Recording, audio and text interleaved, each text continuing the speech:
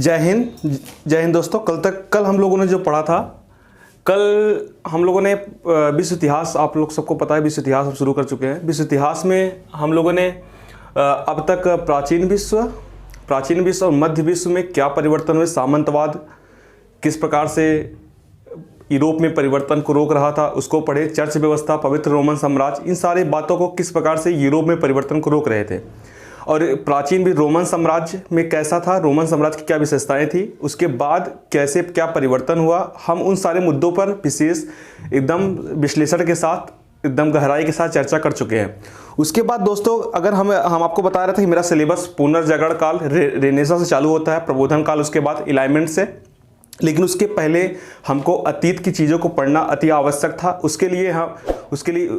उसके लिए हम लोगों ने अतीत की बातों को करने के लिए, समझने के लिए हमने कुछ खंडों को पढ़ा, कुछ समझा और उसके बारे में लिखा भी। अब उसी का, क्योंकि अब इसी आधुनिक पश्चिम में, क्योंकि अब तक जो हम मध्ययुगीन संस्थाएं देखे कि चर्च व्यवस्था क्या थी, चर्च मठ क्या था और पवित्र रोमन साम्राज्य क्या था, सामंतवाद ये तीनों मध्ययुगीन संस्थाएं किस प्रकार से यूरोप में परिवर्तन को रोक रही थी, हम उन्हीं मुद्दों को अब ऐसा क्या हो गया, ऐसी क्या चीज़ें हो गई कि अब यही तीनों संस्थाएं टूटेंगी, और इन्हीं जब तीनों संस्थाएं टूटेंगी तो उसका एक पूरे विश्व में क्या प्रभाव पड़ेगा, कैसे एक व्यावसायिक क्रांति आएगी और व्यावसायिक क्रांति के जरिए विश्व में तमाम परिवर्तन होंगे। हम उन्हीं सारे परिवर्तन को देखेंगे, समझेंगे और लिखेंगे भी। दोस्तों, आपको हम बता दें कि इसके पहले हम लोग जो पढ़े थे, अब उसके बाद आता है आधुनिक पश्चिम का उद्भव। अब आधुनिक पश्चिम का उद्भव का तात्पर्य ये होता है कि अब तक हम लोगों ने पहले पढ़ा आरंभिक से 5वीं सदी तक रोमन साम्राज्य क्या था, फिर उसके बाद 5वीं सदी से 13वीं सदी तक मध्ययुगीन संस्थाएं किस प्रकार से यूरोप में परिवर्तन रोक रही थी। अब यही समय आ जाता है कि आधुनिक पश्चिम का जो उद्भव होता है ये 14वीं से 18वीं सदी के बीच हमें दिखाई पड़ता है।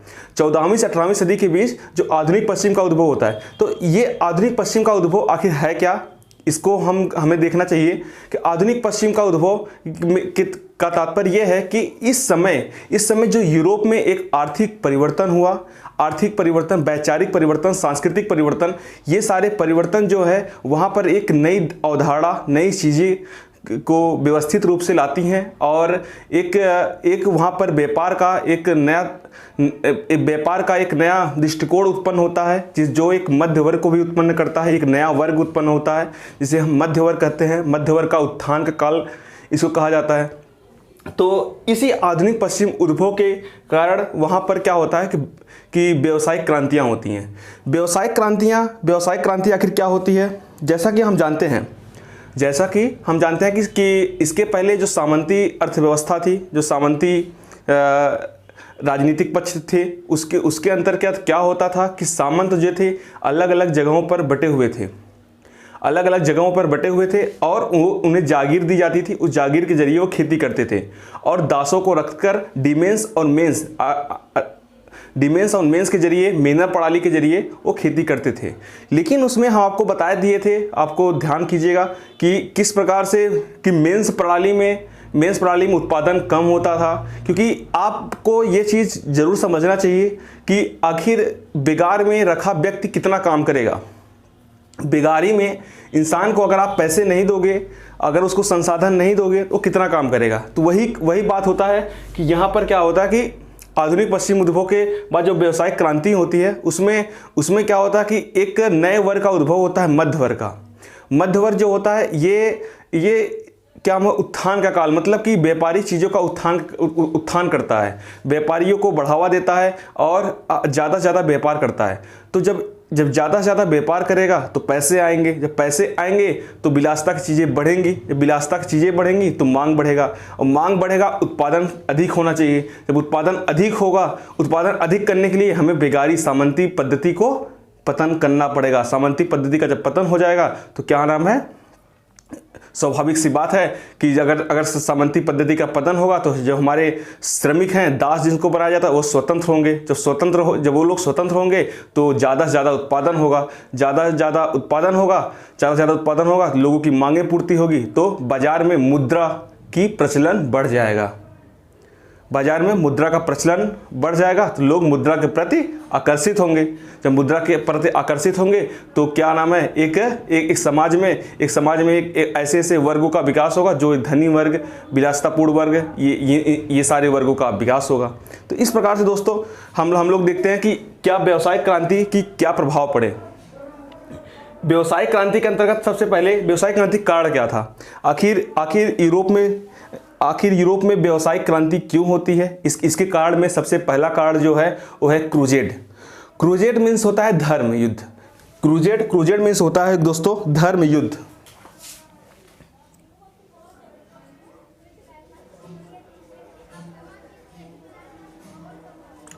क्रूजेड मीन्स होता है धर्म युद्ध। ये क्या होता है कि यूरोप में लगभग 11वीं सदी से लेके 14वीं 15वीं सदी तक लगातार यूरोप में धर्म युद्ध होते थे।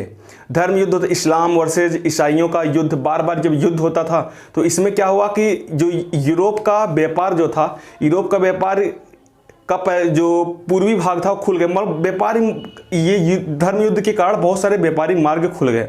जब बहुत सारे व्यापारिक मार्ग खुल गए तो व्यापार होने लगा अच्छे ढंग से, हर जगह व्यापार होने लगा। तो इससे क्या हुआ कि लोगों की मांग बढ़ने लगी, तो उत्पादन के लिए तो जब मांग बढ़ने लगी तो उत्पादन की वृद्धि चाहिए थी। इसके लिए क्या नाम है, सामंतवाद का टूटना अति आवश्यक हो गया था। और दूसरी चीज़ था कृषि अर्थव्यवस्था में बदलाव। तो दोस्तों 11वीं सदी के बाद ही जो कृषि अर्थव्यवस्था थी, कृषि अर्थव्यवस्था में एक विशेष प्रकार का चेंजेस दिखाई पड़ता है।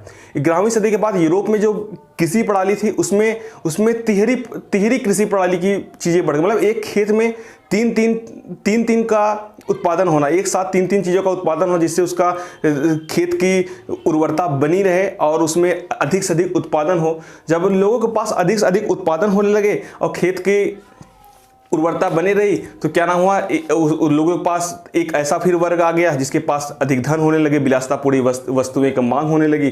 तो इन सारी चीज़ों का धीरे धीरे विकास भी होने लगा। तो एक कृषि अर्थव्यवस्था का भी व्यवसायिक क्रांति में विशेष महत्व रहा। और तीसरा जो सबसे इंपॉर्टेंट महत्व मैं मानता हूँ, कुस्तुनतुनिया का पतन। 1453 ईस्वी में जो कुस्तुनतुनिया का पतन होता है दोस्तों, कुस्तुनतुनिया का पतन 1453, जब ऑटोमन तुर्क कुस्तुनतुनिया इस्तांबुल जो वर्तमान में है, जब इस पर कब्जा कर लेते हैं, जब इस पर कब्जा करने के पश्चात यूरोप का व्यापारिक मार्ग अवरुद्ध हो जाता है, जिसके कारण यूरोप में एक नया जिज्ञासा, उत्सुकता, खोजी दृष्टिकोण उत्पन्न होता है और नए नए भौगोलिक कारणों से नए नए भौगोलिक खोजों की दृष्टिकोण बढ़ती है और वास्को डी गामा, कोलंबस जैसे लोग भारत, अमेरिका जैसी देशों की खोज करते हैं। तो दोस्तों इसी तरीके से कुस्तुनतुनिया का जो पतन, कभी कभी ऐसा आपको हम बता चुके हैं कि कभी कभी विध्वंसात्मक घटनाएं भी रचनात्मक परिणाम हम सबको देती हैं। तो इसीलिए एक कुस्तुनतुनिया का जो पतन हुआ था 1453, इसके पहले भी हम आपको बता चुके हैं कि इसके क्या क्या परिणाम किस प्रकार से हुए थे। तो ये कुस्तुनतुनिया का पतन हम सब के लिए काफ़ी अच्छा सिद्ध हुआ और ये एक वैश्विक बाजार की जो परिकल्पना आई, ये कुस्तुनतुनिया के पतन से, जहाँ तक बहुत सारे कारण थे लेकिन उसमें कुस्तुनतुनिया का पतन दिखाई पड़ता है। और कुस्तुनतुनिया के पतन से क्या होता है कि जो इधर के पूर्वी रोमन साम्राज्य के जो जितने भी अच्छे वैचारिक बौद्धिक लोग थे, ये विश्व में जगह जगह से फैल गए। विचारों का आदान प्रदान इतना तेज़ी से होने लगा, नए नए विचार, नए नए चीज़ें उत्पत्ति होने लगी, जो आगे चलकर पुनर्जागरण काल मानववाद जैसी चीज़ें और व्यक्तिवाद जैसी चीज़ें, लौकिक जीवन पर बल, प्रकृति पर बल, ये सारे विचारों का जब एक नया अध्याय चालू होता है तो वही पुनर्जागरण काल हो जाता है। तो ये कुस्तुनतुनिया का पतन हमारे इतिहास में बहुत महत्वपूर्ण है दोस्तों। अगर आप लोग चाहें तो पहले यहाँ तक लिख लें, फिर इसके बाद इसके परिणाम क्या हुआ इस पर हम भी नज़र डाल लेते हैं। आधुनिक पश्चिम का उद्भव, आप लोग हेडिंग डालिए आधुनिक पश्चिम का उद्भव। आधुनिक पश्चिम का उद्भव 14वीं सदी और 18वीं सदी, 14वीं सदी और 18वीं सदी के बीच, 14वीं सदी और 18वीं सदी के बीच यूरोप में, 14वीं सदी 18वीं सदी के बीच यूरोप में आर्थिक एवं वैचारिक परिवर्तनों की एक प्रक्रिया गुजरता रहा। यूरोप आर्थिक व वैचारिक प्रक्रियाओं से गुजरता रहा। इसे हम आधुनिक पश्चिम का उद्भव के रूप में देखते हैं। इसे हम आधुनिक पश्चिम के उद्भव के रूप में देखते हैं। इस काल में परिवर्तन का महत्वपूर्ण कारक था आर्थिक परिवर्तन। इस काल में परिवर्तन का महत्वपूर्ण कारण था आर्थिक परिवर्तन। आर्थिक परिवर्तन इसे प्रोत्साहित करने में व्यावसायिक क्रांति की महत्वपूर्ण भूमिका रही। इसे प्रोत्साहित करने में व्यावसायिक क्रांति की महत्वपूर्ण भूमिका रही। अब हेडिंग डालिए आप नीचे, व्यावसायिक क्रांति क्या होती है। व्यावसायिक क्रांति जैसा कि हम जानते हैं कि सामंती अर्थव्यवस्था एक प्रकार की क्षेत्रीय अर्थव्यवस्था थी। इसको हम सब बता चुके हैं दोस्तों बढ़िया सा कि किस प्रकार क्षेत्रीय स्तर पर कैसे कैसे क्या होता था, इसको हम सब बता चुके हैं। जैसा कि हम जानते हैं कि सामंती अर्थव्यवस्था एक क्षेत्रीय अर्थव्यवस्था थी जिसमें व्यापार व मुद्रा का प्रचलन बहुत कम हुआ करता था, बहुत सीमित हुआ करता था। किंतु 11वीं सदी के पश्चात यूरोपीय व्यापार का उत्थान आरंभ हुआ। इसके निम्न कारण थे। 11वीं सदी के बाद आपको बताया ना कि 11वीं सदी के बाद ऐसा क्या हो गया कि यूरोपीय व्यापार का उत्थान बहुत तेजी से होने लगा। तो उसमें सबसे महत्वपूर्ण कारण था वही क्रूजेड जो था, ये धर्म युद्ध होने लगे तो आसपास की जो चीज़ें वहाँ पर आसपास जो क्षेत्र थे वहाँ से व्यापारी मार्केट खुलने लगी, तो इससे होने लगा। तो एक कारण डाल दिए ना कि 11वीं सदी के बाद यूरोप में व्यापारिक उत्थान बढ़ने लगा, तो इसके क्या कारण थे। हम आप इस पे डिस्कस कर लेते हैं कि पहला कारण आप लिख लीजिए, धर्म युद्ध के कारण पश्चिम एशिया और यूरोप के बीच व्यापारिक मार्ग खुल गया। धर्म युद्ध के कारण पश्चिम एशिया और यूरोप के बीच व्यापारिक मार्ग खुल गया। दूसरा डाल दीजिए, कृषि अर्थव्यवस्था में अभूतपूर्व परिवर्तन। हेडिंग डालिए, कृषि अर्थव्यवस्था में अभूतपूर्व परिवर्तन। कृषि अर्थव्यवस्था में अभूतपूर्व परिवर्तन के कारण धनी वर्ग का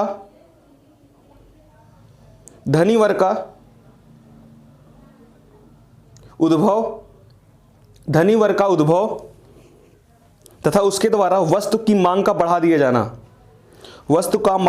दिया जाना। फिर नीचे से आप लिखिए, नीचे छोड़ के, इस काल में कृषि तकनीकी में थोड़ा परिवर्तन देखा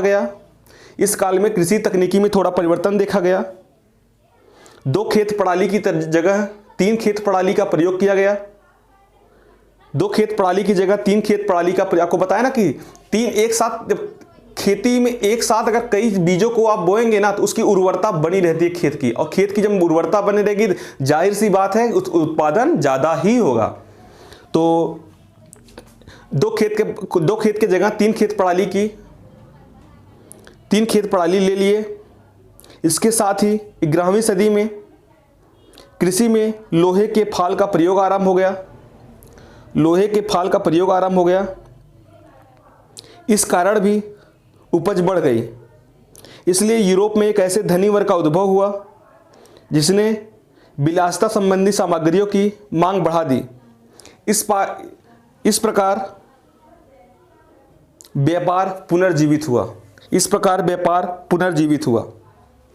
अब तीसरा कारण क्या था, कुस्तुनतुनिया का पतन। कुस्तुनतुनिया का जो पतन था ये सबसे महत्वपूर्ण कारण था। कुस्तुनतुनिया का जो पतन था 1453 ईस्वी में। कृषि अर्थव्यवस्था में बदलाव, मतलब यहाँ पर आप लिख लीजिएगा, कृषि तकनीकी में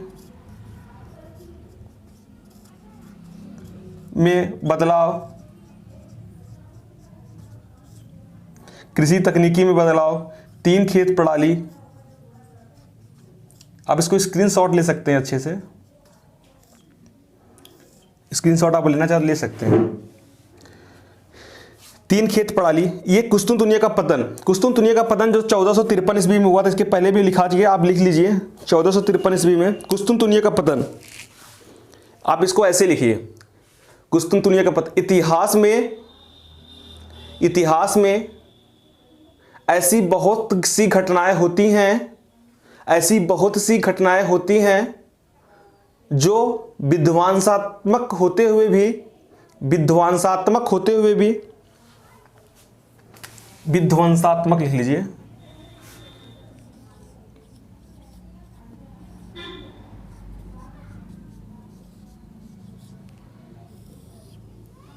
विध्वंसात्मक होते हुए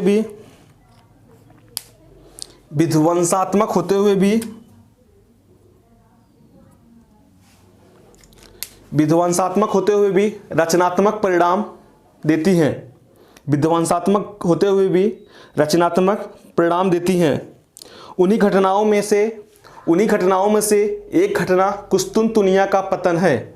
उन्हीं घटनाओं में से एक घटना कुस्तुनतुनिया का पतन कुस्तुनतुनिया का पतन है। वस्तुतः ऑटोमन तुर्क द्वारा पूर्वी रोमन साम्राज्य की राजधानी कुस्तुनतुनिया पर कब्जा करने के पश्चात पूर्व पश्चिम व्यापारिक मार्ग अवरुद्ध हुआ। यह घटना 1453 ईस्वी में घटित हुई तथा इसे इतिहास में कुस्तुनतुनिया के पतन के नाम से जाना गया। इस घटना का स्वाभाविक परिणाम था भारत और यूरोप के बीच उन मार्गों का अवरुद्ध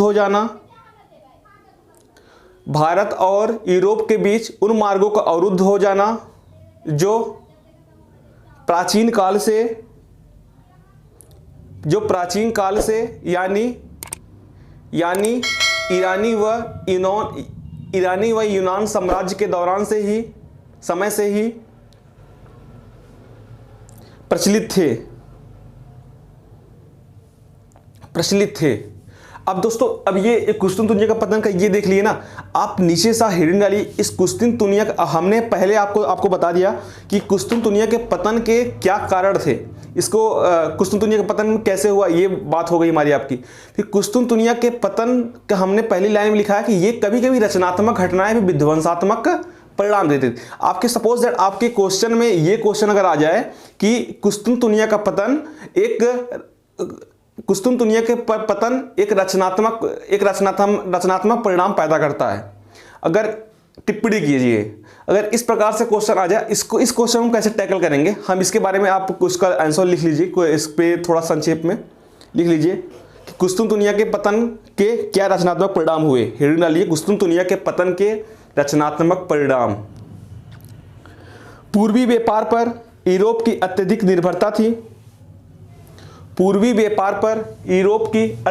निर्भरता थी। इसलिए पूर्वी व्यापार को अवरुद्ध होने का अर्थ था यूरोप का अपनी सीमा में बंध जाना।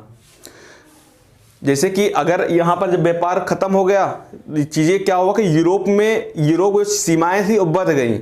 अब यूरोप वाले व्यापार, क्योंकि ज़्यादातर व्यापार इनकी निर्भरता थी पूरब के साइड, उस समय अमेरिका का खोज तो हुआ नहीं था, तो दिक्कत यही थी कि आखिर के अब व्यापार कैसे किया जाए। तो उनके अंदर वही फिर खोजी दृष्टिकोण, वैज्ञानिक दृष्टिकोण, एक नया उत्सुकता, जिज्ञासा पैदा हुआ, जो केप ऑफ गुड होप के जरिए 1498 में वास्को डी गामा ने भारत की खोज कर दी कि वो उस रास्ते से ना, इसको आप ध्यान दीजिएगा।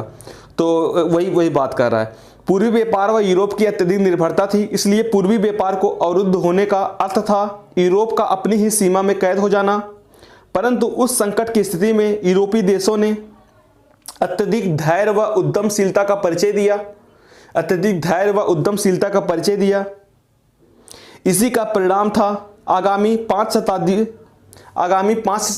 शताब्दियों तक यूरोपीय देशों का संपूर्ण विश्व पर छा जाना। इसी का परिणाम था आगामी 5 शताब्दियों तक यूरोप का विश्व के समस्त महाद्वीपों में छा जाना। इस समय तक लगभग एक बात सिद्ध हो गई थी। इस समय तक लगभग यह बात सिद्ध होने लगी थी कि पृथ्वी गोल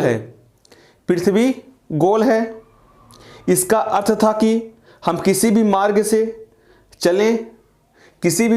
चलें, अंततोगत्वा मतलब अंत में, अंततोगत्वा हम भारत पहुंच सकेंगे। इसीलिए वैकल्पिक मार्ग की खोज आरंभ हुई तथा इसमें पहल स्पेन तथा पुर्तगाल ने आरंभ की। इसमें जो पहल सबसे पहले स्पेन तथा पुर्तगाल ने आरंभ की। चूंकि यह मामला धर्म का भी था। चूंकि यह मामला धर्म का भी था, इसलिए रोम के पोप का भी आशीर्वाद प्राप्त हुआ। रोम के पोप का भी आशीर्वाद प्राप्त हुआ। और गोल्ड ग्लोरी गार्ड, ये था गोल्ड ग्लोरी गार्ड। मतलब यहां पर ये था, गोल्ड मतलब धन, महिमा और भगवान।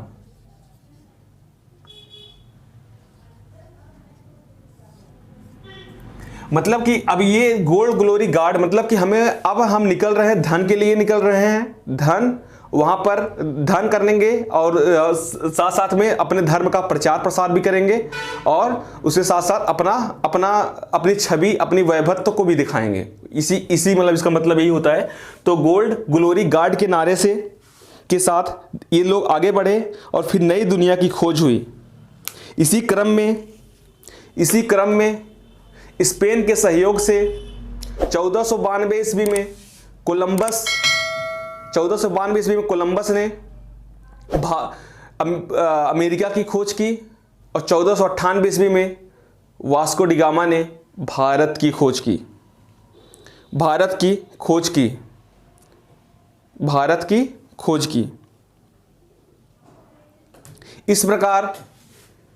इसी प्रकार पोलैंड, ब्रिटेन, ऑस्ट्रेलिया, इसी प्रकार ब्रिटेन, फ्रांस, पोलैंड भी शामिल हुआ। अंत में ऑस्ट्रेलिया एवं अफ्रीका के आंतरिक भूभाग को छोड़कर लगभग संपूर्ण विश्व के क्षेत्र प्रकाश में आ गए। अब यूरोपीय जहाज समुद्रों में तैरने लगे और व्यापार को प्रोत्साहन देने लगे। ये था पहला पॉइंट कि इसका कुस्तुनतुनिया के पतन का क्या रचनात्मक परिणाम हुआ। मतलब कि कुस्तुनतुनिया के पतन का सबसे रचनात्मक परिणाम ये हुआ कि खोजी दृष्टिकोण बढ़ा और तमाम पूरे विश्व में एक यूरोपीय जहाज टहलने लगे, व्यापार को प्रोत्साहन मिला और नए नए मार्गों की खोज हुई। ये था पहला था। उसके दूसरे रचनात्मक परिणाम क्या हुए? कोलंबस व वास्को डी गामा की सफलता का एक और प्रतीकात्मक अर्थ था कि इस्लाम साम्राज्यवाद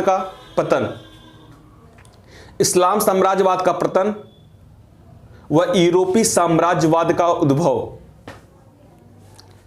आप इसको अब मैं इतना बड़ा लिखा रहा हूँ, इसका इतना नहीं, कहानी थोड़ा पता होना चाहिए, लेकिन इसके heading to heading, one line to line आपको पता ऐसे ना कि खोजी दृष्टिकोण, जिज्ञासा, नए नए मार्गों की खोज, पूरे विश्व में व्यापारिक चीज़ों का उत्थान, ये एक पॉइंट। दूसरा पॉइंट क्या नाम होता है कि इस्लाम साम्राज्यवाद का पतन, वहीं पर दूसरी तरफ यूरोप साम्राज्यवाद का उद्भव का युग आरंभ होता है। इस व्यापारी सफलता के पश्चात यूरोप में एक सकारात्मक बदलाव की प्रक्रिया आरंभ हो गई।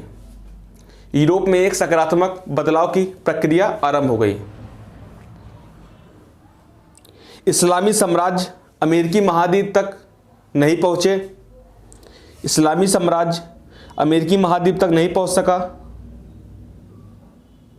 परंतु यूरोपीय साम्राज्य अमेरिकी महाद्वीप तक भी पहुंच गया। ये था तीसरा लिख लीजिए।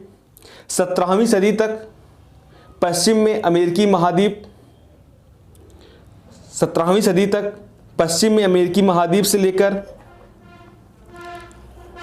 पूर्व में चीन तथा दक्षिण पूर्व एशिया तक एक व्यापारिक नेटवर्क कायम हुआ।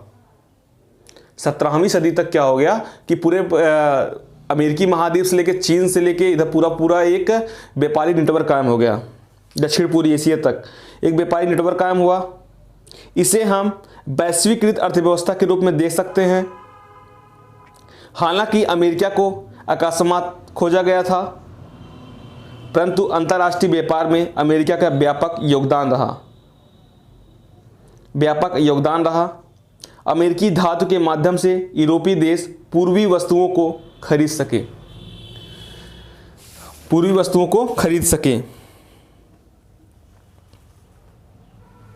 चौथा क्या परिणाम हुआ? चौथा परिणाम वही बताया कि जो वैचारिक आदान प्रदान होते हैं, तो इसमें चौथा परिणाम यही, आप इसको भी लिख सकते हैं कि भौगोलिक खोजों एवं सामुद्रिक विस्तार के कारण यूरोप का बौद्धिक प्रगति भी थी। इसके माध्यम से यूरोपीय सभ्यता अन्य सभ्यताओं के साथ संपर्क में आई। यथा भारतीय सभ्यता, चीनी सभ्यता, अरब संस्कृति आदि। यूरोपीय पुनर्जागरण के विकास में इसका महत्वपूर्ण योगदान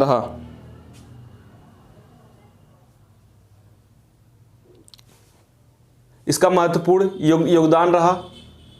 जो कैथोलिक चर्च व्यवस्था, आपको पता है ना, कैथोलिक चर्च व्यवस्था पश्चिमी रोमन साम्राज्य के अंतर्गत जो पवित्र रोमन साम्राज्य बना था, उसके अंतर्गत जो कैथोलिक चर्च व्यवस्था की स्थापना हुई थी, आपको पढ़ाए थे इसके पहले वाले इसके पीछे। तो वही है कि जो कैथोलिक चर्च व्यवस्था के मान्यताओं व आडंबर युक्त मान्यताओं को हिलाकर रख दिया। चौथा लिखिए, पांचवा लिखिए। इन बदलावों के परिणाम स्वरूप 16वीं व 17वीं सदी में व्यापारिक गतिविधियों को अत्यधिक प्रोत्साहन मिला।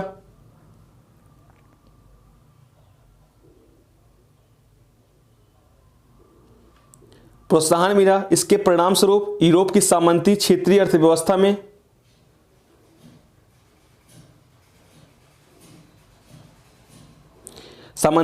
अर्थव्यवस्था में पूंजीवादी व वैश्विक प्रगतिशील अर्थव्यवस्था में परिवर्तित हो गया। इसके आपको बताया ना किस प्रकार से जब उत्पादन का मांग बढ़ने पर लगा तो सामंती अर्थव्यवस्था जो था, डीमेंस और मेंस मेनर प्रणाली, किस प्रकार से वहाँ पर जब मांग होने लगा तो उनको जो वहाँ के दास थे उनको किस प्रकार से वेतन दिया जाने लगा, सुख सुविधाओं दिया जाने लगा और कार्य ज़्यादा लेने लगे, उत्पादन बढ़ गया। तो वही कारक सामंती क्षेत्रीय अर्थव्यवस्था से वैश्विक अर्थव्यवस्था में परिवर्तित हो गया, प्रगतिशील अर्थव्यवस्था में परिवर्तित हो गया। और इस काल में बड़ी बड़ी व्यापारिक कंपनियों का विकास हुआ तथा मुद्रा बैंकिंग और बैंकिंग का विकास हुआ। इसे हम व्यावसायिक क्रांति के रूप में जाना गया। व्यावसायिक क्रांति के रूप मतलब वही होता है ना कि व्यवसाय के क्षेत्र में एकदम क्रांति आ जाए, एकदम प्रगतिशील अर्थव्यवस्था रहे, मुद्रा बैंकिंग रहे, संसाधन जुटाने के अलग अलग मापदंड रहे, अलग अलग तरीके रहे, कोई व्यक्ति एकदम खुले तरीके से व्यापार कर सके। ये सारी चीज़ें व्यवसायिक क्रांति से तो कहते हैं। व्यवसायिक क्रांति के आर्थिक संरचना में व्यापक परिवर्तन लाकर राजनीतिक, सामाजिक एवं सांस्कृतिक क्षेत्रों में परिवर्तन का रास्ता तैयार कर दिया। अब यही जो व्यवसायिक क्रांति है ना, अब कहते हैं कि देखो, जब इंसान की सोच, इंसान का पक्ष विपक्ष सब कुछ बदलता है अर्थ से। देखो, अगर आपको उदाहरण के साथ समझाएं, आप आज चुनाव नहीं लड़ सकते, मतलब आपको संवैधानिक अधिकार है, आप चुनाव लड़ सकते हो, लेकिन आपके पक्ष में उतने लोग, क्योंकि आप बहुत गरीब तबके के लोग, बहुत गरीब, पैसे नहीं खर्च कर सकते, तो लोग के लिए आपकी एक धारणा बनी रहेगी, मानसिकता बनी रहेगी कि इंसान नहीं जीत पाएगा, कुछ नहीं करेगा, एक भी वोट नहीं मिलेगा, ऐसा वैसा। लेकिन वहीं अगर आपके अर्थ ठीक हो जाएगा, आपके पास पैसे रहेंगे, वो करेंगे भाई जीत सकता है, कोई दिक्कत नहीं हो सकती, पैसे खर्च कर देगा, वो कर देगा। लोगों के एक आपके लिए एक सकारात्मक भावना बढ़ना, ये कहीं ना कहीं अर्थ से जुड़ा होता है, तो वही ना कि जब व्यावसायिक क्रांति होती है तो क्या नाम है कि विश्व में वैश्विक स्तर पर इसका एक राजनीतिक, सांस्कृतिक भी परिणाम, बदलाव उत्पन्न करता है। ये क्या नाम है, व्यावसायिक क्रांति। ठीक, ओके। तो हम लोगों ने कहाँ तक देख लिया था, हम लोग देख लिया था कि ये व्यवसायिक क्रांति के क्या कारण थे, इसके कैसे कैसे इसने अपना प्रभाव छोड़ा। तो व्यवसायिक क्रांति क्या था ये देख लिए, इसके कारण क्या थे ये भी देख लिया, लिख भी लिया। कुछ तो दुनिया का पतन के क्या विध्वंसात्मक घटना होते हुए भी क्या रचनात्मक परिणाम थे, इसको भी हम लोग अच्छे से देख लिया। हम देखेंगे अब तीसरा चीज कि व्यवसायिक क्रांति के क्या परिणाम हुए, व्यवसायिक क्रांति ने यूरोप में किस प्रकार से परिवर्तन ला दिया। हम वैसे समझने के जरिए तो हमने ये देख चुका है कि व्यवसायिक क्रांति ने सामंतवाद का पतन कर दिया। सामंतवाद का पतन, आपको पता है कि सामंतवाद जो था दो तरीके से, इसके आर्थिक पक्ष भी थे, राजनीतिक पक्ष भी थे। किस प्रकार से सामंतवाद ने किस प्रकार से एक राष्ट्र राज्य की चीज़ों को बनने नहीं दिया जा रहा था कि राष्ट्र विकास, इनकी जागीरें अलग अलग जगह पर हुआ करती थी। ये पोप, ये क्या नाम है, ये इनकी जागीरें अलग अलग जगह होने के कारण ये एक राष्ट्र राज्य की चीज़ें बनने नहीं दिया जा रहा था। और जो राजा की स्थिति थी बहुत कमज़ोर थी, राजतंत्र था होने के बावजूद राजा एक वही जो बताए थे ड्यूक अर्ल, उसके बाद नाइट बैरल सामान्य प्रजा वाला आप ढांचा देखिएगा, उसमें किस प्रकार से राजा की दृष्टि बहुत कमज़ोर थी। और आर्थिक प्रणाली में इसका आर्थिक पक्ष ये था कि किस प्रकार से आर्थिक पक्ष के जरिए किस प्रकार से उत्पादन में कमी हो रही थी और क्षेत्रीय अर्थव्यवस्था हो गया था। क्षेत्रीय अर्थव्यवस्था होने के कारण दासों को डीमेंस और मेंस प्रणाली में लगाया जाता था, उत्पादन कम होता था। इस प्रकार से उत्पादन को रोका जा रहा था। तो यही अब जब ये व्यवसायिक क्रांति होता है ना, यही सब व्यवसायिक क्रांति क्या होता है, इसके कृषि में जब तकनीकी उत्थान होता है, लोहे का फॉल का प्रयोग होता है और साथ साथ में उद्योग व्यापार व्यवसायिक क्रांति के जरिए होता है, तो क्या नाम है कि सामंतवाद का पतन हो जाता है। सामंतवाद, क्योंकि भाई जब मांग होता था तो जो लार्ड होते थे, जो सामंत लार्ड होते थे, तो उनको भी तो फायदा होता था। उनको भी जब ज़्यादा से ज़्यादा पैसे मिलते थे, वो भी कहते थे भाई दास ओस हटाओ, जल्दी जल्दी काम कराओ, फटाफट काम कराओ, ज़्यादा उत्पादन चाहिए, मांग ज़्यादा हो रही है। तो इसलिए इनका भी ये सारी चीज़ें ये इनका सामंतवादी वाली पद्धति जो होती थी पतन होने की कगार पे आ गई थी। ये व्यवसाय क्रांति का ये परिणाम हुआ। दूसरा परिणाम हुआ पूंजीवाद का उद्भव। पूंजीवाद का उद्भव ये हो गया मतलब कि अब जब व्यवसायिक क्रांतियां होने लगी, लोगों के पास पैसे आने लगे, तो चीज़ें लोग धनी होने लगे। जब धनी होने लगे तो वो बड़े बड़े स्टॉक कंपनियों का, बड़े बड़े स्टॉक कंपनी का व्यापार करने लगे। और इसके पूंजीवाद, देखो जो पूंजीवाद और सामंतवाद में अंतर ये होता, सामंतवाद जो होता है एक समझौतावादी प्रकृति, मतलब कि एक दूसरे ढांचा के जरिए काम करता था। और पूंजीवाद जो था पूर्णतः मुनाफे पे काम करता था। उनको सिर्फ मुनाफा, उनको ज़्यादा धन जितना इन्वेस्ट करेंगे उससे ज़्यादा उनको मुनाफा चाहिए। और पूंजीवाद इस पे काम करता। पूंजीवाद अलग अलग चरणों में अलग अलग समय अलग अलग काम करता है। जैसे वाणिज्यिक चरण में उसकी अलग भूमिका होती है। आगे वाणिज्यिक चरण में पूंजीवाद का काम सिर्फ इतना था कि वह एक अलग जगह से संसाधनों को जुटाता और दूसरी जगह पर बेचता और उसका फायदा होता। लेकिन धीरे धीरे क्या हुआ, जब आगे औद्योगिक चरण आता है, औद्योगिक चरण में इसकी भूमिका और बढ़ जाती है। औद्योगिक चरण में क्या होता है कि जब अब दुनिया के हर जगह से ये कच्चे माल को अपने यहाँ लाते और रॉ मटेरियल और कृत्रिम तरीके से अच्छे तेजी गति से उत्पादन करते और विश्व के समस्त बाजारों में बेचते। इसका औद्योगिक चरण हो गया था। अब तो तीसरे चरण में 1860 के दशक के बाद वित्तीय चरण आता है पूंजीवाद का। उसमें वित्तीय चरण में क्या होता है, इनके पास इतने धन दौलत, इतने पैसे हो जाते हैं कि अब इनके पास इन्वेस्ट करने के लिए जगह नहीं होती। अब इनके पास अब इन्वेस्ट कहाँ करें, कैसे करें। तब ये क्या ना, बड़े बड़े बैंकिंग प्रणाली को विकास करते हैं, बड़े बड़े हर जगह इन्वेस्टमेंट करते हैं। आपको याद होगा, अगर आप आधुनिक भारत का इतिहास पढ़े होंगे तो उसमें पढ़े होंगे कि 1853 के बाद आखिरकार 1853 के बाद रेलवे भारत में क्यों आया।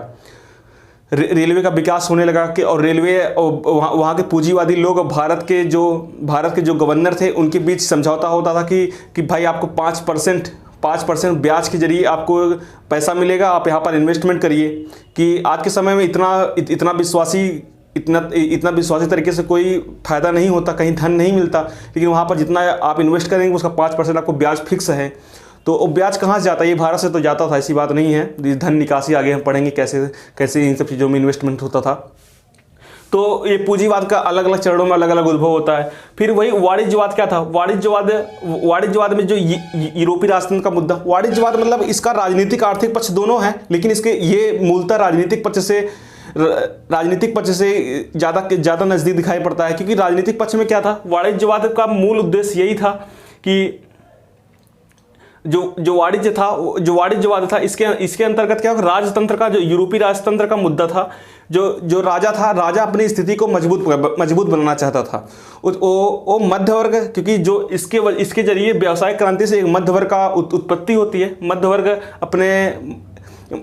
मध्य वर्ग जो व्यवसाय क्षेत्र में भी आता है, तो मध्य वर्ग और ये वाणिज्य जो राजा थे, इनके बीच क्या नाम है, कोलैबोरेशन हो जाता है। कोलैबोरेशन हो जाता, समझौता हो जाता है कि वह राजतंत्र को बढ़ावा देंगे और राजा की स्थिति को मजबूत करेंगे। सामंतवाद का पतन होगा, तभी राजा की स्थिति मजबूत होगा।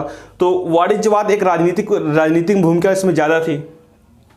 आगे चल वही यही मध्य वर्ग का उत्थान होता है, मध्य वर्ग नए विचारों का लाता है। नए विचारों में दुनिया भर के बहुत सारे विचार आते हैं। फिर ये नवीन विचारों को मध्य वर्ग प्रोत्साहन देता है। जब ये नवीन विचारों को प्रोत्साहन देगा कि यहाँ की मानववाद केंद्र में रहेगा, मानवता रहेगा, प्रकृति रहेगी, लौकिक जीवन, सांसारिक जीवन पर बल, इन सब और मुनाफा जैसी चीज़ों पर बल दिया जाना, जब यही सारी चीज़ों को बल दिया जाता है तो वाणिज्यवाद और मध्य वर्ग के बीच जब समझौता होता है, धर्म सुधार आंदोलन चल जाते हैं।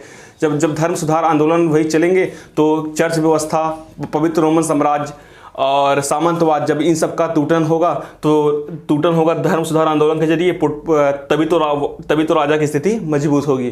तो ये सारे इसके व्यवसाय क्रांति के परिणाम होते हैं। अगर आप इसको लिखना चाहते हैं, एक पॉइंट बना के लिख लीजिए। सामंतवाद का पतन के तहत आप लिख लीजिए, जैसा कि हमने देखा कि सामंतवाद एक आर्थिक और राजनीतिक पक्ष था। जैसा कि हमने देखा कि सामंतवाद एक आर्थिक और राजनीतिक पद्धति दोनों था। जब एक आर्थिक पद्धति के रूप में इसका पतन हुआ तो राजनीतिक पद्धति के रूप में इसका पतन स्वाभाविक हो गया। जब आर्थिक पद्धति के रूप में इसका पतन हुआ तो राजनीतिक पतन स्वाभाविक हो गया। आर्थिक क्षेत्र में यह मेनर प्रणाली अथवा कृषि दास्ता पर आधारित था। सामंतवाद के पतन के निम्न कारण थे। पहला, कृषि तकनीकी में परिवर्तन के कारण कृषि उत्पादों की मात्रा में वृद्धि हुई, इससे आर्थिक गतिविधियां तीव्र हुई। दूसरा कारण लिख लीजिए, व्यावसायिक क्रांति के परिणाम स्वरूप मुद्रा का प्रचलन। व्यावसायिक क्रांति के परिणाम स्वरूप मुद्रा का प्रचलन बढ़ने का एक परिणाम था। ग्रामीण क्षेत्र में मेनर प्रणाली का कमजोर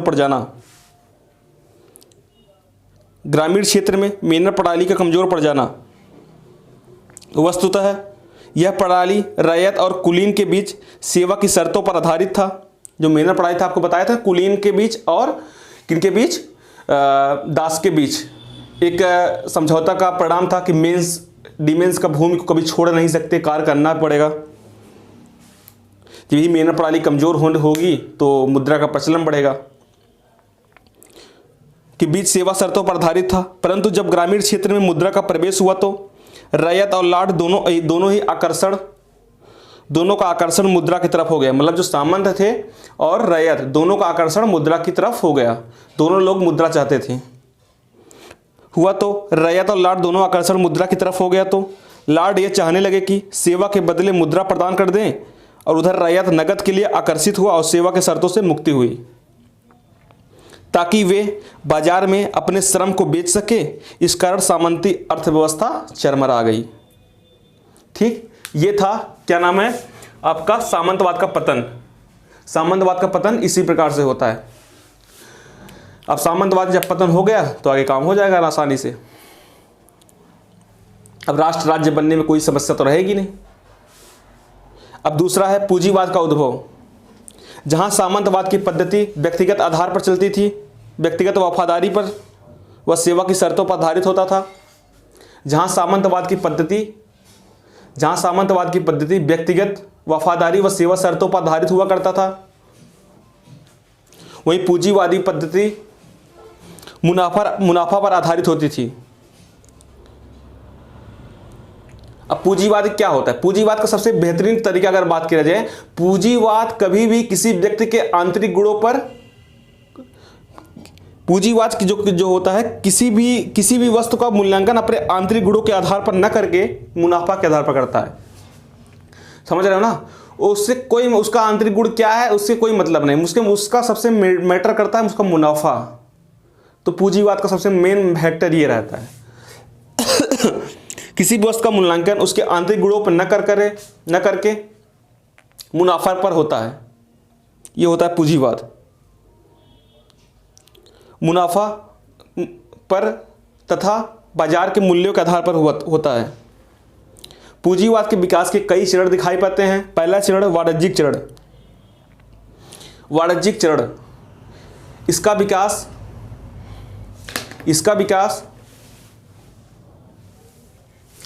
विकास व्यावसायिक क्रांति ने तैयार किया। वाणिज्यिक चरण में इसका विकास व्यावसायिक क्रांति ने तैयार किया। इस चरण में वितरण के माध्यम से मुनाफा प्राप्त किया जाता था, अर्थात एक क्षेत्र से वस्तुओं को इकट्ठा करके दूसरे क्षेत्र में बेचकर मुनाफा कमाया जाता था। मुनाफा कमाया जाता था। मुनाफा कमाया जाता था।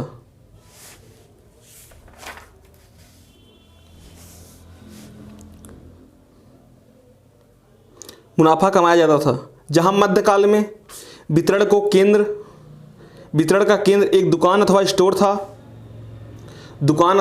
हुआ करता था, वहीं इस काल में बड़े बड़े ज्वाइंट स्टॉक कंपनी का गठन होने लगा। यह कंपनी कई लोगों के सहयोग से बनती थी और फिर बाजार में अपना शेयर जारी करके संसाधन जुटाती थी। इस प्रकार विभिन्न यूरोपीय देशों ने इन कंपनियों के माध्यम से दूर दराज के क्षेत्र में संसाधन खींचकर अपने देश में लाए, तो इनके माध्यम से पूंजी व कच्चे माल की प्राप्ति हुई।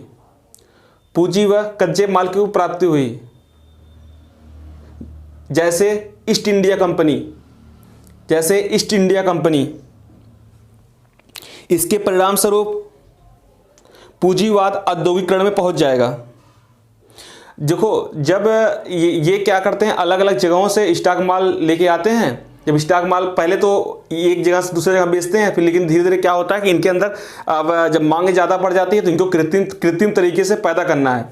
अब अपने मशीनों के जरिए, नए तरीके के प्रयोग के जरिए तो चीज़ों को ज़्यादा से ज़्यादा उत्पादन करना है। तो क्या करते हैं, अलग अलग जगह से कच्चे माल को अपने यहाँ ले आते हैं और एक अपने यहाँ फैक्ट्री के जरिए फैक्ट्री प्रणाली का विकास होता है ब्रिटेन में, और औद्योगिकरण का कार्य पूरा हो जाता है। फिर औद्योगिकरण मतलब यही वाणिज्यिक चरण से जो पूंजीवाद औद्योगिक चरण में आ जाता है। तो यही इसमें है। इस प्रकार विभिन्न यूरोपीय देशों ने इन कंपनियों के माध्यम से दूर दराज के क्षेत्र से संसाधन खींचकर अपने देश में लाया, तो इनके माध्यम से पूंजी व कच्चे माल की प्राप्ति हुई। इसके परिणाम स्वरूप पूंजीवाद औद्योगिकरण में पहुंच जाएगा। वाणिज्यिक पूंजीवाद के काल में स्पेन, पुर्तगाल सबसे पहले आगे बढ़े। वाणिज्यिक पूंजी काल के काल में स्पेन, पुर्तगाल सबसे पहले आगे बढ़े, फिर ब्रिटेन, फ्रांस व हॉलैंड इस दौर में शामिल हुए। इसके बाद औद्योगिक चरण में ब्रिटेन सबको पीछे छोड़ते हुए आगे निकल गया। ये है पॉइंट वाली बात कि आखिर ऐसा क्या हुआ, आखिर ऐसे ब्रिटेन में क्या हुआ, इसको आप लोग सोचिएगा। हम आगे तो बढ़िया सा जब औद्योगिक पढ़ाएंगे उसमें बताएंगे कि ब्रिटेन में ऐसी क्या खूबी थी कि आगे बढ़े। पहले जो आगे बढ़े स्पेन, पुर्तगाल, इन सब देश आगे बढ़े पहले औद्योगिक चरण में और वहाँ उपनिवेश बनाने में। लेकिन ऐसा क्या हो गया था ब्रिटेन में, ऐसी क्या खूबियाँ थी कि वो क्या नाम है, इन सब को पीछे छोड़ते हुए वह औद्योगिक चरण में औद्योगिक क्रांति ब्रिटेन में होती है। तो दोस्तों, सबसे इंपॉर्टेंट जो कारण, अगर मैं एक दो कारण बता दूं तो इसकी भौगोलिक स्थिति। जो ब्रिटेन है, ब्रिटेन आप मैप में देखेंगे, इसका जो चारों तरफ से व्यापारिक मार्ग था अच्छे, और हर जगह से इसका व्यापारिक मार्ग था। दूसरा था भौगोलिक स्थिति, एक थी व्यापारिक मार्गों पे इसका चारों तरफ से इसके व्यापार हो सकते थे। दूसरा क्या होता था, इसकी भौगोलिक स्थिति में यहाँ पर शीतोष्ण कटिबंधीय क्षेत्र होने के कारण इस बार यहाँ पर ऊन के उत्पादन अच्छे ढंग से होता था। और तीसरा था कि यहाँ पर अटूट लोहे का संसाधन हुआ करता था। ठीक, इन सब चीज़ों के कारण और बहुत सारे कारण हम इसको डिटेल से अच्छे से बताएंगे, अभी तुमको संक्षेप में हल्का बता दे रहे हैं। तो इन सब कारणों कारण ब्रिटेन ने अन्य देशों को पीछे छोड़कर आगे बढ़ गया था। ठीक, ये चीज़ हो गया ना। औद्योगिक चरण, औद्योगिक चरण हेडिंग डाल लीजिए। जहां वाणिज्यिक चरण में पूंजीवाद वस्तुओं का वितरण एक सीमित था, वहीं औद्योगिक चरण में वह उत्पादन से जुड़ गया। इसका कारण था बढ़ती हुई मांग, जिसे पूरा करने के लिए उत्पादन करने की जरूरत हुई। चूंकि यूरोपीय समाज में तथा ब्रिटेन में श्रम की कमी थी, अतः इसकी भरपाई करने के लिए तकनीकी विकास संभव हुआ। फिर तकनीकी विकास के परिणाम स्वरूप औद्योगिक क्रांति आरंभ हुई, क्योंकि इसके माध्यम से आधुनिक फैक्ट्री प्रणाली का विकास हुआ। इस प्रकार पूंजीवाद औद्योगिक चरण में पहुंच गया।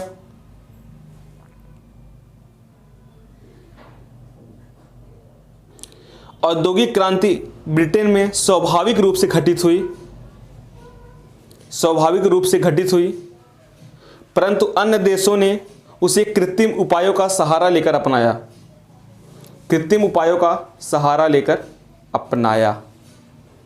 ठीक, वित्तीय चरण वही कि उनके पास अब पैसा ज़्यादा, औद्योगिक चरण खूब पैसे कमा लिए। अब क्या, पैसे इतना कमा लिए कि उनके पास खर्च करने के लिए कोई योजना नहीं है कि पैसे खर्च कहाँ किया जाए। तो यही होता है कि पूंजीवाद का जब वित्तीय चरण में हम प्रवेश करते हैं तो क्या होता है कि अब हमारे पास योजना ही नहीं है कि पैसे खर्च करते। वो अलग अलग देशों में सोचते रहते हैं यहाँ पर कहाँ इन्वेस्ट करें, कि जहाँ पर इन्वेस्ट करें वहाँ पर क्षति न हो, किसी प्रकार की डर ना हो, किसी प्रकार का संकट ना हो कि हमारे पैसे डूब जाएं। तो क्या नाम है कि वो अलग अलग देशों में सोचते हैं। तो वही वित्तीय चरण में बैंकिंग प्रणाली, मुद्रा प्रणाली की शुरुआत करते हैं। इन्वेस्टमेंट का जरिया है, अलग अलग देशों में निवेश करते हैं, अलग अलग वहाँ पर जो संसाधनों के विकास में, जिस प्रकार 1853 के रेलवे के विकास में ब्रिटेन के पूंजीपतियों ने यहाँ पर क्या नाम है निवेश किया, और उसके बदले उनको यहाँ गवर्नर से उनको मतलब भारत के सचिव से 5% का जो उनको आश्वासन मिला कि आपको ब्याज के रूप में 5% मिलेगा, आप किसी भी प्रकार से ये आपकी क्षति नहीं होगी, जो यहाँ से उनको मिला। तो इसी प्रकार से उनके पास इतने पैसे हो गए कि कहाँ खर्च करें। यही होता है पूंजीवाद का वाणिज्यिक चरण। 1860 के बाद लिखिए, 1860 के बाद उसके 1860 के बाद पूंजीवाद के वित्तीय चरण का विकास हुआ। औद्योगिक क्रांति के परिणाम स्वरूप पूंजी का संचय हुआ, और फिर यह प्रश्न उपस्थित हुआ कि इस पूंजी को कहाँ स्थापित किया जाने से अधिक से अधिक मुनाफा होगा। यही समय है बैंकिंग, बीमा, मैनेजिंग एजेंसी, विभिन्न क्षेत्रों में पूंजी का प्रसार होने लगा। परंतु इस काल में औद्योगिक पूंजीवाद और वित्तीय पूंजीवाद परस्पर जुड़कर एकाधिकारवादी पूंजीवाद का विकास हुआ। मोनोपोलिज्म, औद्योगिक पूंजीवाद, अभी समझाते हैं हम औद्योगिक पूंजीवाद और वित्तीय पूंजीवाद कैसे क्या होता है, विकास हुआ। अब पूंजीवादी सरकारी नीतियों को भी प्रभावित करने लगा और साम्राज्यवादी प्रसार के लिए सरकार पर दबाव डालने लगे। दोस्तों जो ये था ना, ये सबसे बड़ा संकट बना। अगर हम बात करें थोड़ा आगे जाके प्रथम विश्व युद्ध के बहुत सारे कारण होंगे। प्रथम विश्व युद्ध के बहुत सारे, आप इसको लिख लिए होंगे ना। प्रथम विश्व युद्ध के बहुत सारे कारण हो सकते हैं, लेकिन उसमें से सबसे इंपॉर्टेंट कारण मेरा जो मानना है कि औद्योगिक पूंजीवाद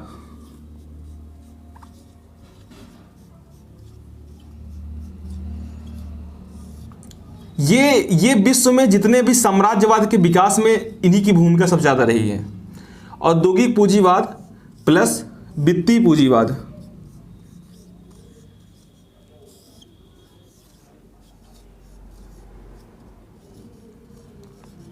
का समझौता, कोलैबोरेशन,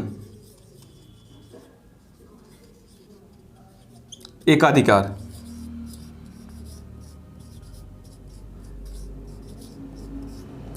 दोस्तों आपको ये चीज़ पता होगा, सपोज दैट मान लो अगर आपको हम आपसे ये पूछें कि जैसे कि आपके पास आप एक पेन बनाते हैं, ठीक, आप एक पेन बनाते हैं, आपके पास तकनीक है, आप जानकारी रखते हैं कि पेन बनता कैसे है, ठीक। आप एक घर में आप 5 परिवार रहते हैं, एक पेन बनाते हैं और दूसरा जो आपका भाई है वो उसके पास ढेर सारा पैसा है। अगर आप ही बताइए, और आपके घर में एक जो सबसे बड़ा भाई है वो जो सबसे बड़ा भाई वो घर के निर्णय लेता है, ओके, उसके पास पैसे तो नहीं है लेकिन घर का निर्णय लेता है। ये 3 बातें हैं। अगर ये जो दूसरा वाला है, जो दूसरा वाला और तीसरा वाला, अगर इन दोनों के बीच समझौता हो जाए, ये दोनों अगर चाह ले हम कि जब भाई तकनीक इसके पास है, सारी चीज़ें इसके पास है, पैसा इसके पास है, ये दोनों जब चाह लेंगे तो जो बड़ा वाला तीसरा वाला है, जो सबसे बड़ा है, उसके निर्णयों को चेंज करने में समय लगेगा। आप ही बताइए, आप क्यों समय नहीं लगेगा? क्योंकि भाई जब जो अर्थ है, जो खर्चा है, जिससे चलता है वो और जो चलाता है, जिसके तकनीक जिसके पास है, दोनों एक हो जाएंगे तो राजनीतिक निर्णयों में उसका बहुत ज़्यादा योगदान हो जाता है। अभी आप ही बताइए, कोई अभी पूंजीवादी सरकार रहे जो पूंजीवाद पर विशेष बल नहीं, सॉरी, कोई पूंजीवादी सरकार न रहे, सपोज दैट मान लो कोई पूंजीवादी सरकार न रहे, लेकिन देश की अर्थव्यवस्था चलाने के लिए जितनी बैंकिंग प्रणाली हो, सब कुछ अगर कोई ऐसी संस्था, वित्तीय संस्था हो, उस पर किसी का अधिकार हो, और जितनी औद्योगिक हो उसका किसी का अधिकार हो, तो भाई अगर अब आपको समाजवाद चलाना उसके लिए भी तो आपको पैसे चाहिए ना। आपको पैसे चाहिए क्योंकि समाजवादी चीज़ें करने के लिए जो आपके सारे हॉस्पिटल्स, शिक्षा, सब चीज़ें, लेकिन उसके लिए आपको धन कहाँ से मिलेंगे? जब वही बात है कि अगर ये दोनों लोग कोलैबोरेशन कर देंगे तो सरकार के निर्णयों को बदलने के लिए बाधित करेंगे। तो वही बात हुआ कि इसकी अगर 16वीं 17वीं सदी के बाद विश्व में साम्राज्यवाद का विकास हुआ तो उसका सबसे बड़ा कारण यही था कि एक के पास खूब सारा पैसा था इन्वेस्ट करने के लिए, दूसरे के पास तकनीक थी, दूसरे के पास जब तकनीक थी, ये दोनों लोग मिल गए तो अब इनको व्यापार चाहिए पैसे कमाने के लिए, और उसके लिए क्या हुआ, इनको एकाधिकार चाहिए, अलग अलग देशों में उपनिवेश बनाने का। तो इसी के जरिए साम्राज्यवाद वाली धारणा बढ़ी, और कहीं न कहीं साम्राज्यवाद की धारणा से ही प्रथम विश्व युद्ध का जो घटित एक महाविध्वंसक घटना होती है, इसलिए साम्राज्यवाद के विस्तार के ही कारण होता है। समझ रहे हैं आप लोग ना? तो ये इनके जो औद्योगिक पूंजीवाद और वित्तीय पूंजीवाद का जो मोनोपोली हो जाता है, इसके कारण ही साम्राज्यवाद का विकास होता है, और ये अंततः राजनीतिक निर्णयों में हस्तक्षेप करते हैं। ओके, ठीक, लिख लीजिए, लिखना हो तो। हाँ, ये तो हो ही गया ना, यहाँ पर लिखवाई दिए हैं इसको। अब पूंजीवाद सरकारी नीतियों को भी प्रभावित करने लगे और साम्राज्यवादी प्रसार के लिए सरकार पर दबाव डालने लगे। तो दोस्तों ये हो गया आपका यहाँ तक का। अब थोड़ा सा वाणिज्यवाद क्या था इसके बारे में अगर लिखना है, इसको भी लिख लीजिए, राजनीतिक पक्ष क्या था। आगे चलकर आप लिखिए वाणिज्यवाद का राजनीतिक पक्ष। वाणिज्यवाद का राजनीतिक पक्ष उत्तर मध्यकाल में सामंती व्यवस्था के तहत राजा की स्थिति महज एक श्रेष्ठ सामंत की तरह बनकर रह गई थी। आपको बताया ना, आपको याद होगा, ड्यूक, अर्ल, राजा, ड्यूक, अर्ल, बैरल, नाइट, नीचे सामान्य प्रजा, पानी मांगना, राजा ड्यूक से पानी मांगेगा, बैरल से पानी नहीं मांग सकता, नाइट से पानी नहीं मांग सकता, सामान्य प्रजा से पानी नहीं मांग सकता, सबसे श्रेष्ठ पे है लेकिन उसकी कोई बहुत ज़्यादा इंपॉर्टेंस नहीं है। तो इसी के लिए वही बात है कि उत्तर मध्यकाल में सामंती व्यवस्था के तहत राजा की स्थिति महज एक श्रेष्ठ सामंत की की तरह बनकर रह गई थी, परंतु जब सामंतवाद चरमराने लगा तो फिर यूरोपीय राजतंत्र की महत्वाकांक्षा बढ़ गई। जब यही यूरोपीय राजतंत्र की महत्वाकांक्षा बढ़ती है तो वो मध्य वर्ग से समझौता कर लेता है, मध्य वर्ग से समझौता कर लेता ताकि उसकी राजतंत्र में उसकी राजा की भूमिका बढ़ जाए। ठीक, और वह अपनी शक्ति का पुनः स्थापित करने का प्रयास करने लगा। जैसा कि हम जानते हैं कि अब तक राजा अपने अधीनस्थ लॉर्ड द्वारा दी गई एक मुश्त रकम पर वह सेना पर निर्भर था। राजा के पास अपनी सेना व नौकरशाही नहीं थी, बल्कि वह लॉर्ड की सेना पर ही निर्भर था। परंतु अब उसकी महत्वाकांक्षा जग चुकी थी, अब वह अब एक अस्थाई सेना स्वतंत्र नौकरशाही की स्थापना कर अपनी शक्ति को पुनर्जीवित करना चाहता था, परंतु इसके लिए आधुनिक कर प्रणाली को स्थापित करना अति आवश्यक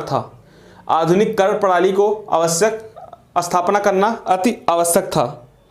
और फिर कर के माध्यम से एक खास रकम राजकीय खजाने में सुनिश्चित हुआ। इसके लिए अपने राष्ट्र के अंतर्गत संसाधनों का नियमित आगमन आवश्यक था, और इसी उद्देश्य से प्रेरित होकर यूरोपीय राजतंत्र ने व्यावसायिक क्रांति को अपने पक्ष में मोड़ लिया। समझ रहे हो ना, सबके अपने अपने हित हैं।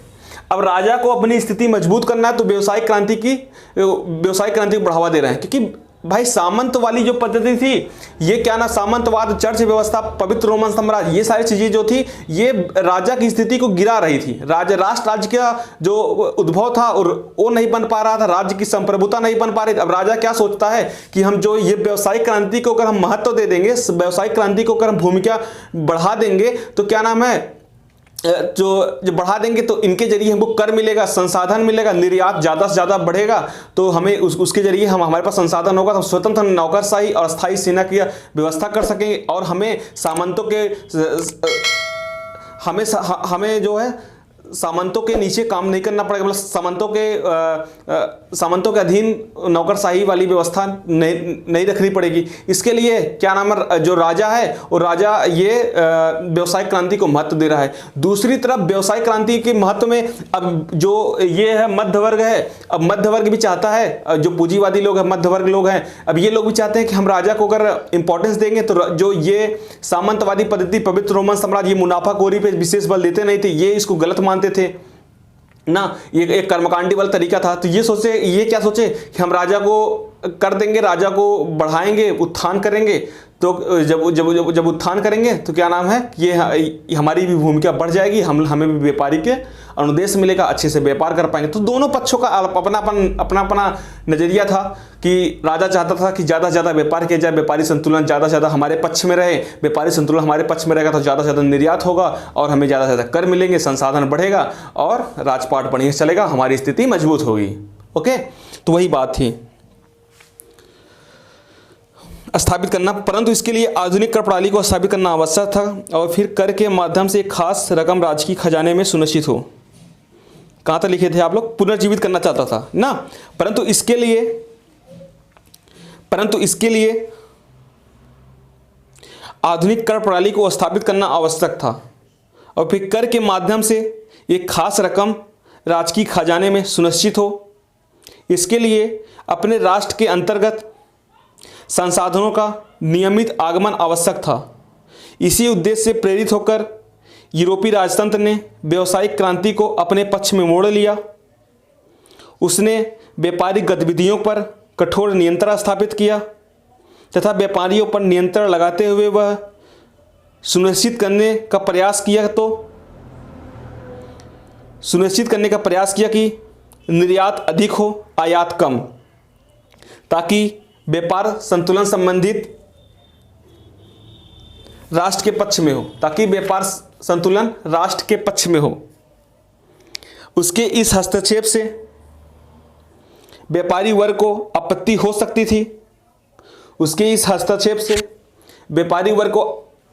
सकती थी, परंतु यूरोपीय शासकों के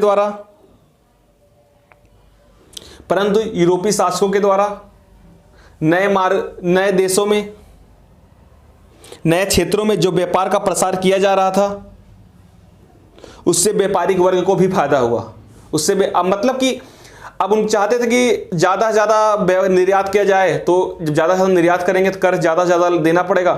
तो भाई आयात निर्यात दोनों होना, व्यापारी संतुलन राष्ट्र के पक्ष में जाएगा तो ज़्यादा से ज़्यादा इन्हीं का फायदा होगा, कर इन्हीं को देना पड़ेगा। तो इससे इनको हानि हो सकती थी। लेकिन क्या हुआ, अब वो सोच रहे थे कि चलो ठीक है, यहाँ पर नुकसान हो रहा है भाई, ये पूरे विश्व में इनका साम्राज्यवाद बढ़ाया जा रहा है, हम पूरे विश्व में व्यापार करेंगे, हमें छूट मिलेगी, एक अधिकार मिलेगा, तो हम भाई वहाँ से फायदा मैनेज कर लेंगे। तो दोनों एक दूसरे के ना स्वार्थ का वहाँ पर भावना थी, पूरे तरीके से आप देखेंगे। तो व्यापार का प्रसार किया जा रहा था, तो उससे व्यापारिक वर्ग को भी फायदा भी था। तो इस काल में व्यापारिक वर्ग व मध्य वर्ग उतना संगठित व शक्तिशाली नहीं हुआ था, इसलिए कुलीन सामंतों के विरुद्ध राजतंत्र व मध्य वर्ग के बीच एक प्रकार का गठबंधन बन गया। वाणिज्यवाद का काल दोनों के बीच परस्पर सहयोग का काल था। आपको बताया ना कि अब से कि अगर अब राजा जो व्यापारिक वर्ग हैं, और राजा और मध्य वर्ग, राजा और मध्य वर्ग दोनों लोग का एक दूसरे का जुड़ाव था, दोनों लोग में कोलैबोरेशन हुआ था। और क्योंकि इतना संगठित नहीं हुआ करते थे ना मध्य वर्ग, और उस समय इतना संगठित नहीं था कि विरोध करते, तो सोचते चलो कहीं ना कहीं मैनेज कर लेंगे। दोस्तों फिर हम लोगों ने ये पूरा पढ़ लिया, इसलिए ये था पूरा आपका प्राचीन विश्व, मध्य विश्व, आधुनिक विश्व। अब हमारा चैप्टर यहाँ से चालू होता है पुनर्जागरण, रेनेसा से हम इसलिए पढ़ाना चाहते हैं। अब आपको यहाँ से पढ़ने में कहीं से कोई दिक्कत नहीं होने वाली कि किस प्रकार से पुनर्जागरण हुआ। आप इसके पहले सारी चीजें पढ़ ली हैं, कुस्तुनतुनिया के पतन के जरिए किस प्रकार से वैचारिक आदान प्रदान हुआ, किस प्रकार से धर्म युद्ध के जरिए वैचारिक आदान प्रदान हुआ, व्यावसायिक क्रांति के जरिए किस प्रकार से दुनिया से व्यापारिक चीज़ों का बढ़ा, आर्थिक पक्ष में किस प्रकार से आर्थिक उत्थान हुआ, जिसके कारण सामंतवाद जैसे पद्धति का पतन हुआ। इन सब चीज़ों को हम अगर अच्छे से पढ़ चुके हैं तो हमें पुनर्जागरण पढ़ने में कोई दिक्कत नहीं होगी। दोस्तों अब हमारे नेक्स्ट वीडियो में पुनर्जागरण काल को अच्छे से पढ़ेंगे, उसके बाद हमारा यहाँ से चैप्टर चालू होता है, और चैप्टर चालू होगा अच्छे से, और हम इसको अच्छे गत से क्वेश्चन के साथ पढ़ते चलेंगे। और पुनर्जागरण काल के बाद हम लोग प्रबोधन काल पढ़ेंगे, और धीरे धीरे पूरे विश्व इतिहास को एक एक करके पढ़ेंगे दोस्तों। लेकिन आपको इस यूट्यूब चैनल पे कहीं से भी आपको नोट्स इस प्रकार के नहीं मिलेंगे। आप लोग दोस्त नोट्स अच्छे से बनाते जाइए, लिखते जाइए, और जीएस क्रांति विद विशाल जैसे चैनल को सब्सक्राइब और बेल आइकन का बटन दबाते रहिए, और ताकि हमें भी प्रोत्साहन मिले और हम आपके लिए अच्छी से और अच्छी मेहनत कर सकें। धन्यवाद।